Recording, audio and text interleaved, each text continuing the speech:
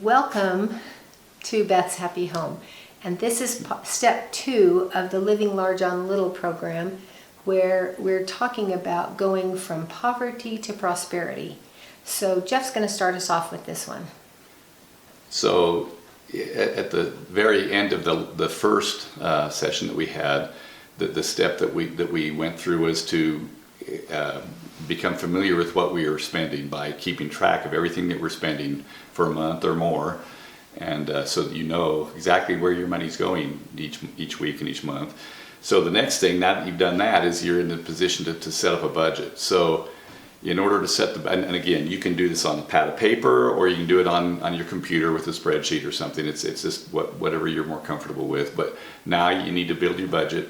Look at the expenses that you've been incurring, and write those down or put them into your spreadsheet. So you're going to have different categories of expenses, right?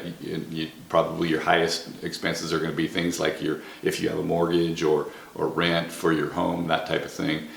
But you'll also have expenses for your vehicles, could be payments, could be maintenance type expenses, those types of things. You're going to have utilities, you're going to have a whole series of expenses, entertainment, anything that you've seen that you've been spending on that you think is necessary going forward. Some of it you might determine I can cut back on, or it isn't even necessary. But those things that are necessary, you're going to include in your budget, and you'll be able to get a feel from what you've done before for how much it's going to be. This much for this, that much for that, and you record that so that you have a budget. Now you have something that you can use to gauge how you are doing going forward as you continue. I would say to continue to keep track of what you're actually spending, so that you can then compare that to your budget as you go forward. But build your budget.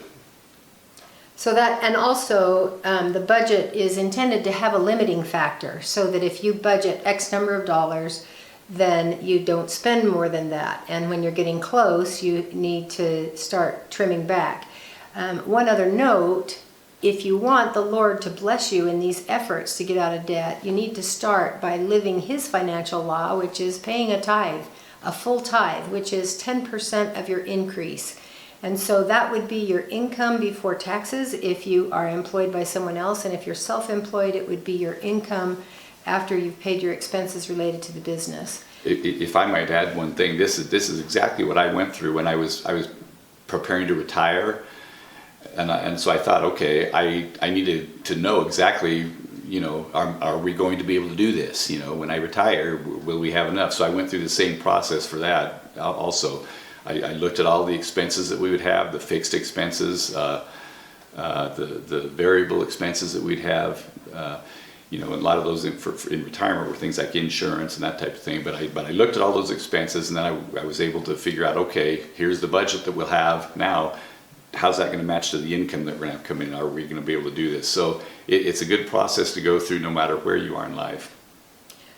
So one of the things, a little trick that seems to help control the amount of spending that you're doing, especially when you're first starting out on this method, is to put your variable expense money, like food and clothing, in, draw out that amount of cash and put it in an envelope, and then you only spend cash for your food and clothing in that month. And that way, when the envelope's empty, you're not buying any more food. And so you need to make sure that you have plenty of nutritious food purchased from the very beginning of the month, so that you're not going to be running out at the end of the month. And then if there is food money left over, you'll want to put that toward food that you can store long term, dry goods like flour, sugar, oil, yeast, salt, basic food storage, so that you're not caught without food at any point in your life.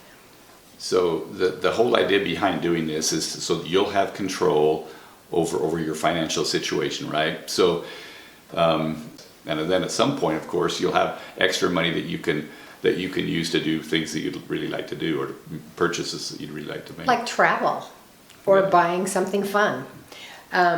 One other element to this is that You'll want to also build an emergency fund, because sometimes we can be thrown off course by an emergency expense. And so as you anticipate exactly what you're going to have left over in the month, and you should anticipate that at the very beginning of the month, so that as you build the budget, we're going to spend $300 on food this month.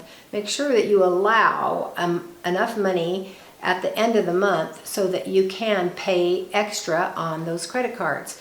So you'll apply the extra money will go, that you will have at the end of the month because you planned and you stuck with your plan, will go toward paying off debt and building an emergency fund. And as long as you still have debt and are still, and we're kind of excluding the mortgage, it's in a different category, but as long as you have any other debt, we are going to be paying that off. That will be the priority, but also building an emergency fund. And you're going to be working toward eventually having a fully funded emergency fund. But at this stage, where you're still getting control and starting out on with a little bit of a new lifestyle, you want to be applying money toward the emergency fund and the credit cards and other debt with that leftover money.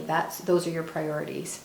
So that is month 2. So get that done and then check back with us when you've got that done, and we'll tell you what to do next. Thanks for watching.